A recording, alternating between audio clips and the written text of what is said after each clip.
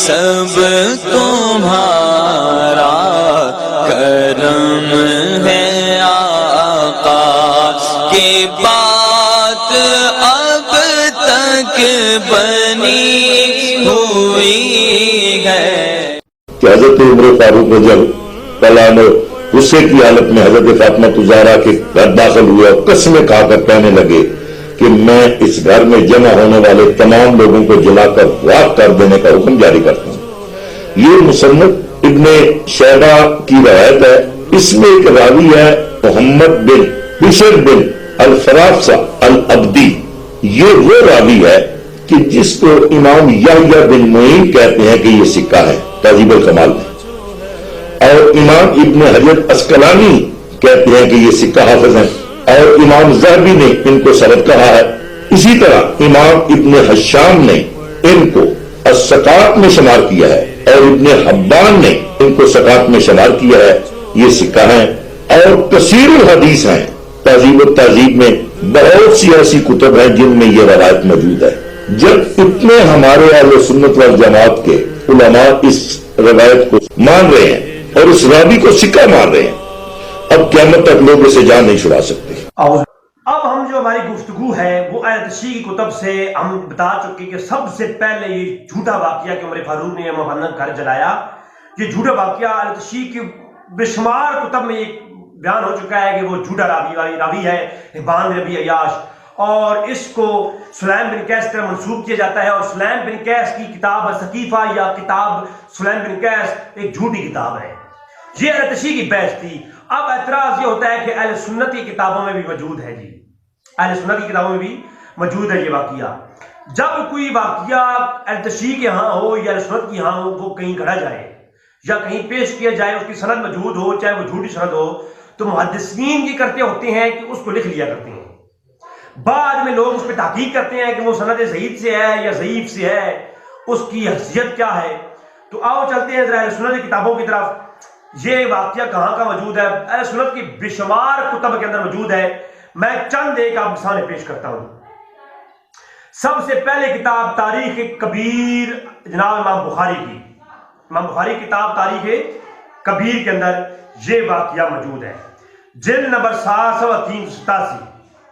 اور دوسری جو اس کی بات ہے وہ ہے علامہ بلازری نے اس کو روایت کیا ہے. اب یہ علامہ بلازری کی کتاب ہے میرے سامنے، انصاب الاشراف. یہ انصاب الاشراف جو کتاب ہے علامہ بلازری کی، علامہ احمد بن یحییٰ امام بلازری، آپ نے اس کو اپنی کتاب کے جز نمبر 1 جلد نمبر 586 پہ نقل کیا ہے.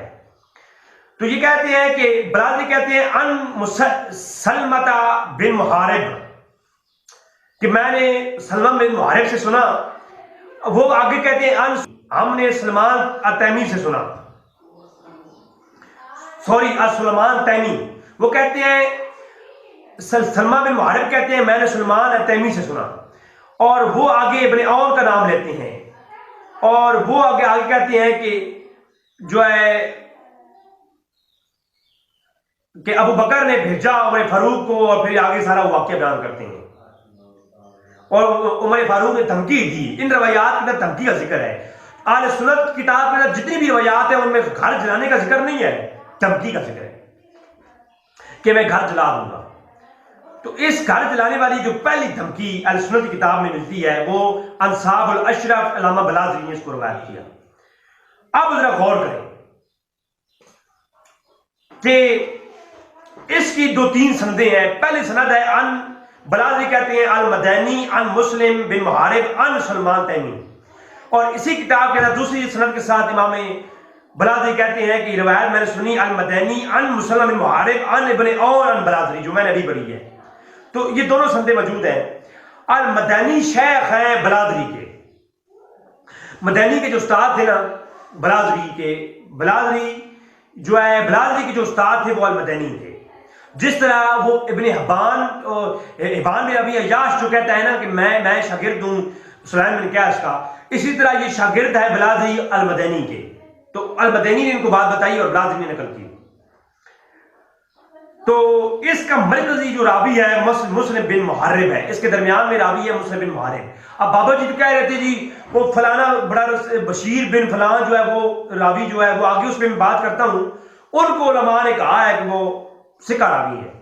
بھائی یہاں پر اس سند کے اندر بھی جو ہے مدینی کو جو ہے وہ ثقہ کہتے ہیں لوگ, لیکن ساری ایک بندے کو نہیں دیکھا جائے گا, ساری سند کو دیکھا جائے گا نا. تو اس سند میں مسلم بن محرب ہے جو کہ مرکزی راوی ہے. اور کتب فن رجال میں کھلی بات کر رہا ہوں, جس کو شوق ہو جا کے تحقیق کر لے. کتب فن رجال میں ثقہ راویوں میں اس کا نام ہی نہیں ملتا. جو ثقہ راوی ہیں, سچے راویوں میں, معتبر راویوں میں اس کا نام ہی نہیں ملتا. اور اس کا نام ادب کی کتابوں میں ملتا ہے. مسلم بن محرب کا نام, مسلمہ بن محرب کا نام ادب کی کتابوں میں ملتا ہے, حدیث کی کتابوں میں نہیں ملتا. اور یہ مجہول راوی ہے. ٹھیک ہے, یہ پہلی بات, سند کا پہلا جواب. ان دونوں اسناد میں ابن عون سے ہو یا ابن جو ہے سلیمان التیمی سے ہو, دونوں کے اندر مسلمہ بن محرب روایت کرتے ہیں ان سے, تو دونوں سے یہ ثقہ راوی نہیں ہے, لہذا یہ روایت اپنی منقطع روایت ہے. اور دوسری بات سنیں وہ کیسے. بلادری پیدا ہوا 180 ہجری میں, جس نے اپنی کتاب میں یہ واقعہ سن کے لکھا اپنے استاد مدینی سے. وہ پیدا ہوا 180 میں اور وفات ہوئی 279 ہجری میں. اور سلمان التیمی کی ولادت ہوئی 73 ہجری میں اور وفات ہوئی 143 ہجری میں. اور علامہ بلادری کی اور علامہ سلمان تیمی کے درمیان میں 37 سال کا فرق ہے. یعنی 37 سال بعد بلادری پیدا ہوا علامہ امام التیمی کے بعد. لہذا یہ روایت منقطع ہے, یہ روایت منقطع ہے. علامہ بلادری نے نہ امام التیمی سے سنا نہ ان کے پاس بیٹھے. لہذا جس بندے کے پاس ایک بندہ جو ہے, ایک بندے کے گزر جانے سے 37 سال بعد ایک شخص جو پیدا ہو رہا ہے, کیسے وہ کہہ رہا ہے کہ جی فلاں بندے نے یہ بات کہی ہے. درمیان میں کس نے ان کو بتایا کیا ہوا, کیا ہوا, 37 سال کا فرق. لہذا یہ روایت علوم حدیث کے اعتبار سے منقطع روایت ہے, اور منقطع روایت جھوٹی ہوتی ہے, مکذوب ہوتی ہے, موضوع ہوتی ہے. اور سلمان التیمی پیدا ہوا 73 ہجری میں. اور یہ واقعہ کب پیش آیا؟ جب یہ واقعہ بتایا جاتا ہے نا, یہ جھوٹا واقعہ کہ عمر فاروق نے گھر چلایا, یہ سن 11 ہجری کا ہے. جب ابو بکر کی بیعت ہو رہی تھی نا, یہ اس سال کا واقعہ ہے, اور ابو بکر کی بیعت 11 ہجری کو ہوئی. لہذا سن 11 ہجری میں واقعہ پیش آیا, اور سلمان التیمی اس واقعے کو بیان کرتے ہیں. درمیان میں 73 سال بلکہ کئی سالوں کا فرق, 53 سال کا فرق, اور درمیان میں کوئی سند ہی نہیں ہے. یہ سخت سند, منتقی اور ضعیف سند ہے.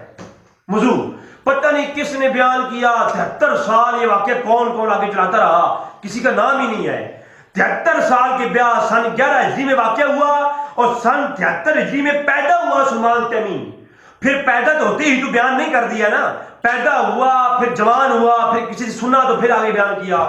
لہذا صرف 73 سال نہیں بنتے, 100 سال سے ادھر واقعہ بنتا ہے. 100 سال تقریباً یہ بعد میں واقعہ کسی نے پیش کیا, پہلے کسی نے بیان نہیں کیا یہ واقعہ کدھر سے ہوا, کیا ہوا. لہذا یہ عمر فاروق اور ابو بکر صدیق کے دور کے بعد 100 سال کے بعد ابن سلمہ ابن تیمی جو ہے وہ بیان کرتے ہیں, جو کہ پتہ ہی نہیں ان کے کیسے سنا ہے انہوں نے. پھر یہ واقعہ تاریخ طبری میں اندر موجود ہے, کنز العمال کے اندر موجود ہے, اور جو ہے علامہ زیبی نے بھی اس کے مطلب بات کی, دیگر جو ہے نا کتابوں میں یہ روایت موجود ہے. اور ہاں مسلم ابن ابی شیبہ کا حوالہ پیش کر رہے تھے جناب بابا جی صاحب, تو اس پر تھوڑی سی بات کر لیتے ہیں. مسلم ابن ابی شیبہ کی روایات میں مختلف حکم ہے. پہلا حکم یہ ہے کہ یہ روایت شاذ ہے, خبر واحد ہے, کسی اور راوی نے اس کو بیان نہیں کیا. روایت شاذ ہے, اور روایت شاذ ضعیف روایت کی قسم میں سے ہوتی ہے, اور اسے موضوع اور منگڑت قرار دیتے ہوتے ہیں. اور دوسرا حکم یہ مرسل روایت ہے. توجہ ہے. تو میں آپ کے سامنے پیش کروں, اس روایت کے اندر ایک راوی ہے جو کہ وہ نام لے رہے تھے بابا جی صاحب, اس کے اوپر ایک راوی ہے ابن حمید الرازی. اور آپ حیران ہوں گے کتنی جھوٹ کا پلندہ. تاریخ طبری کے اندر یہ روایت موجود ہے, آپ کو نظر آ رہی ہوگی. حدثنا حمید ابن حمید, کتنا بڑا دھوکہ ہے نا یہ. راوی نے ابن حمید لکھ دیا, یہ ابن حمید کہتے ہیں. یار یہ ابن حمید تو اب نام سرچ کرو تو ہزاروں نکل آتے ہیں. کوئی سکہ بھی ہوئی ہے, کوئی جھوٹے بھی ہوئی ہے. پورا نام بتاؤ نا, پورا نام اس بندے کا کیا ہے. میں ساری رات لگا رہا اور میں نے سرچ کی تو معلوم ہوا کہ یہ ابن حمید جو ہے, حدثنا ابن حمید, جس کا نام محمد بن حمید الرازی ہے. کون؟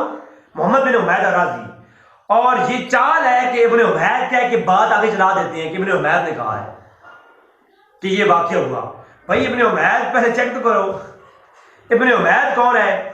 آپ شیعوں کی کتابوں میں دیکھو, اسم اور رجال کتابوں میں, اور تہذیب الکمال علامہ مزی کی کتاب دیکھو, صفحہ 204 سے صفحہ 207 تک.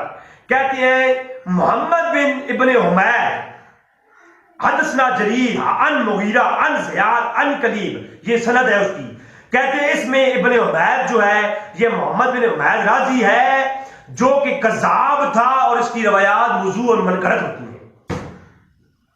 تو جب راوی حمید ہی کذاب ہے تو آگے بشیر جو وہ کہتے بابا جی کہتے سکر راوی ہے, ان کی بات بعد میں آئے گی جس نے یہ روایت کیا ہے اور کتابوں میں لکھا گیا ہے, اس کو تو دیکھو. طبری نے یہ واقعہ لیا ابن حمید سے, اور ابن حمید کذاب اور جھوٹا راوی ہے. یہ بات بھی ختم ہو گئی. اور چوتھی سند جو پیش کی جاتی ہے, کہتے ہیں ابن جرانہ نے زید بن اسلم سے روایت کیا ہے. بھائی زید بن اسلم تو جو راوی ہیں ہم اس کو معتبر مانتے ہیں, لیکن یہ ابن جرانہ کہتے ہیں میں نے زید بن اسلم سے سنا. اب تشریح کتابیں آپ اٹھاؤ, فن رجال کی جتنی کتابیں بھی ہیں دیکھیں آپ, تمام ابن جرانہ کے متعلق جو ہے شک میں ہیں. اب کوئی کہتا ہے ابن جرانہ جو ہے یہ نام اس پہ اتفاق نہیں ہے, کوئی کہتا ہے یہ ابن جرانہ تھا, کوئی کہتا ہے ابن خنزانہ تھا, کوئی کہتا ہے ابن خنزابہ تھا, کوئی کہتا ہے ابن غزابہ تھا, کوئی کہتا ہے ابن خیرانہ تھا, کوئی کہتا ہے ابن خردانہ تھا. اور اتنا مجہول شخص ہے یہ ابن خنزابہ یا ابن جرانہ, اس کا نام ہی نہیں ملتا. نہ ابن جرانہ کی کوئی کتاب ملتی ہے, نہ اس کا کوئی نام ملتا ہے. لہذا اہل تشیع سے گزارش ہے کہ اس کو مجھے پہلے بتائیں کہ یہ کون ہے, پھر اس پہ بات کریں گے بعد میں. یہ نام ہی نہیں ملتا بھائی, کہاں سے آیا یہ؟ چوتھی سند یہ ہے, تو یہ بھی مجہول ہے, ختم ہے. ابن جرانہ کے بارے میں کسی کو علم ہے مجھے بتائیں. اس کے تشیع علماء خود کہتے ہیں اس بندے کو ہم جانتے ہی نہیں ہیں, تو اس نے واقعہ کہاں سے کڑا. شیخ عباس القمی, شیعوں کا معتبر عالم, الکنہ الالقاب کی کتاب جلد 1 صفحہ 270 میں لکھتے ہیں یہ شخص مجہول ہے. اس کی کتاب کا نام غدر تھا یا غزر تھا, یہ کتاب کا نام بھی اس کا نہیں ملتا. لہذا یہ نام بھی مجہول ہے اور اس کی کتاب بھی مجہول ہے, شیعوں کے اپنے علماء کہہ رہے ہیں. لہذا تو یہ تھا سامعین, اس واقعے پر میں انشاءاللہ ایک گفتگو اور بھی کروں گا, اس پہ مزید طویل اور جرح و تعدیل کے حوالے سے. آج اس پر اختصار کرتے ہوئے کہتا ہوں کہ اس کو علماء اہل سنت کی کتابوں میں جو موجود ہے ان کی اسناد میں نے بات کی. اہل سنت کے اپنے علماء لکھ کر کہتے ہیں کہ یہ واقعہ ضعیف اور موضوع اور منکرت ہے. یہ تو اہل سنت کی ایک بہت بڑی اچھی بات ہے کہ وہ ہر بری بات, ہر جھوٹی بات کو لکھ کر بھی اس میں تبصرہ کرتے ہیں. تو ہمارے علماء نے اس کو لکھا اور بتایا کہ اس کی سند میں فلاں فلاں راوی ضعیف ہے, اور اہل تشیع بھی اس پہ متفق ہے. یہ پتہ نہیں آج کہاں کے اہل تشیع پیدا ہو گئے جو اپنے علماء کی کتابیں پڑھتے نہیں ہیں اور جا کے یہ بویلا کر دیتے ہیں. دعا ہے کہ رب تعالیٰ میں حق جانے کی توفیق عطا فرمائے.